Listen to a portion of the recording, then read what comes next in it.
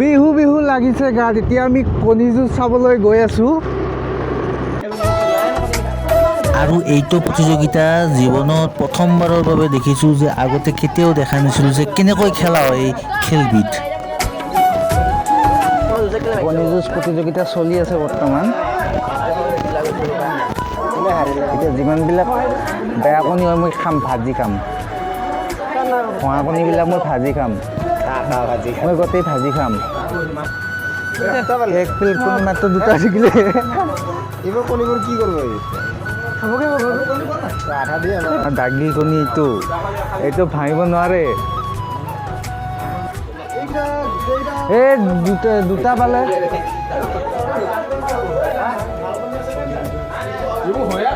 দুটা পালে এক প্লেটৰ।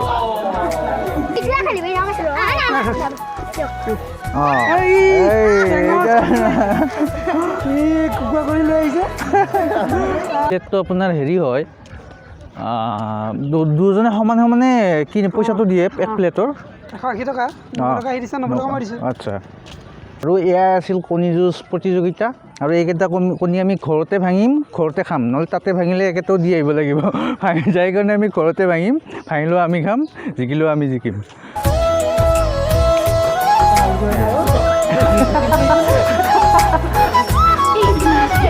এতিয়া আছোঁ আমি ইয়াৰ ৰুদ্ৰসাগৰ শিৱদৌল। এয়া চাওক, এইটো হ'ল ৰুদ্ৰসাগৰ শিৱদৌল আৰু সেইফালে আছে এইটো ৰুদ্ৰসাগৰ নপুখুৰী। ইমান ধুনীয়া এটা চাওক ইয়াৰ পৰিৱেশ, এই শিৱদৌলটোৰ পৰিৱেশ। সেইটো আছে শিৱদৌল আৰু এইটো আছে শিৱদৌল। কি ধুনীয়া চাফ চিকুণ, বাপৰে বাপ, সঁচাই ভাল লাগিছে ইয়ালৈ আহি। ইমান ধুনীয়া এটা পৰিৱেশ ইয়াৰে। সেই আহোম ৰজাই ইমান ধুনীয়াকৈ এইবিলাক বনাই থৈ গৈছিল যে এতিয়াও এইবিলাক এনেকুৱা সৌন্দৰ্যময় হৈ আছে, বা অসম চৰকাৰে ইমান ধুনীয়াকৈ এইবিলাক সংৰক্ষণ কৰি ৰাখিছে। সঁচাই সেইটো প্ৰশংসনীয়। বাপৰে ইমান ধুনীয়া লাগিছে ইয়ালৈ আহি, মানে তো মই হয়তো সেইটো অনুভূতি আপোনালোকে ইয়ালৈ আহিলেহে গম পাব, মই বুজাব নোৱাৰোঁ। আৰু এই শিৱদৌলটোৰ ভিতৰত এতিয়া আমি প্ৰৱেশ কৰাৰ কাৰণে চেষ্টা কৰিম। চাওঁ ইয়াৰ ভিতৰত কি আছে। ভিতৰত এই শিৱদৌলটোৰ এই শিৱলিংগ আছে। ভিতৰত ইমান আন্ধাৰ যে লাইটেও কাম কৰা নাই, পুৰা ঘোৰ আন্ধাৰ ভিতৰত। আৰু ভিতৰত আমাৰ নাযাওঁ আমি।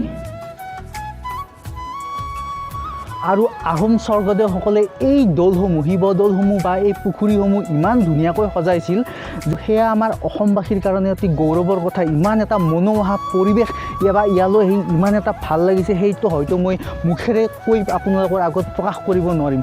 ইমান ধুনীয়া এটা পৰিৱেশৰ মাজত আছোঁ আজি, সঁচাই ভাল লাগিছে। এই শিৱসাগৰৰ মাজমজিয়াত থকা এই দৌলবিলাকৰ মাজত থাকি বা এই পুখুৰীবিলাক আহোম স্বৰ্গদেউসকলে বনাই থৈ যোৱা এই ঐতিহাসিক স্থানবিলাক আজি পৰিভ্ৰমণ কৰি ইমান এটা ভাল লাগিছে, সেইটো হয়তো মই মনেৰে আপোনালোকৰ আগত প্ৰকাশ কৰিব নোৱাৰিম যদি ইয়ালৈ নিজে অহা নাযায়। ইমান এটা ভাল লগা, ইমান এটা মনোমুগ্ধ পৰিৱেশ, বাপৰে। যেতিয়া ৰাতি হ'ল 7টা বাজিল প্ৰায়, আৰু এতিয়া আমি গৈ আছোঁ মগৰাহাট গড়কাষৰী গাঁৱৰ বিহু হুঁচৰি দল চোৱাৰ কাৰণে। সৰু সৰু ল'ৰা ছোৱালী ইয়াত মানে হুঁচৰি গাব, আৰু সেইটো চোৱাৰ কাৰণে আমি। আৰু সেই সৰু ছোৱালীজনী কি নাচি আছে চাওকহে আপোনালোকে। নাচিব লাগে, মুঠতে বিহু বিহু লাগিছে গাত, মানে নাচিব লাগে। আৰু জানক বা নাজানক, মুঠতে নাচি আছে ৰহাই নহয়। গতিকে এই আৰু অসমীয়া সংস্কৃতিয়ে ভাল লাগে। আৰু সকলোৱে সৰুৰ পৰা ডাঙৰলৈকে সকলোৱে মুঠতে নাচি আছে, আৰু ভাল লগা এটা মুহূৰ্ত।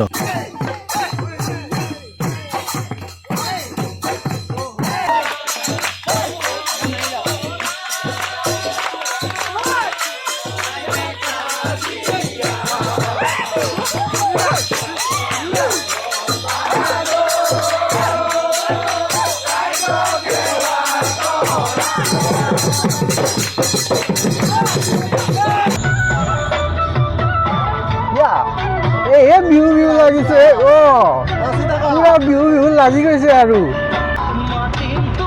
কি বুলি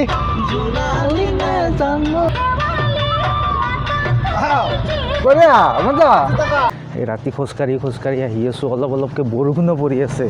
এই বৰষুণৰ মাজে মাজে খোজকাঢ়ি শিৱদৌলটো চাবলৈ আহিছোঁ। ৰাতিৰ এটা মজা ভিউ। চাই লওক, ৰাতিৰ মজা ভিউ এটা শিৱদৌলৰ। ৱাও, ভিউ মজা লাগিছে ন চুলি। আৰু আমি আহিছোঁ এতিয়া ৰাতি, গতিকে ৰাতি আৰু ক'ত খোলা থাকিব, ৰাতি বন্ধই থাকিব। মানে ৰাতিপুৱা 7টাৰ পৰা দুপৰীয়া 2টা বজালৈ আৰু আবেলি 3টা বজাৰ পৰা সন্ধিয়া 7:30টালৈ এইটো খোলা থাকে।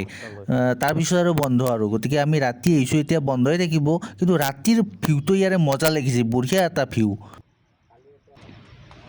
আৰু এতিয়া প্ৰায় ৰাতি 10টা বাজিল, এতিয়া বন্ধ কৰি দিছে গেট। আমি এনে বাহিৰৰ ফালে চালোঁ আৰু অহাকালি আহি আছোঁ ৰাতিপুৱা চোৱাৰ কাৰণে, ভিতৰলৈ প্ৰৱেশ কৰিম। এতিয়া ৰাতি 10টা বাজিল, সেইকাৰণে গেট তালা মাৰি দিলে আৰু।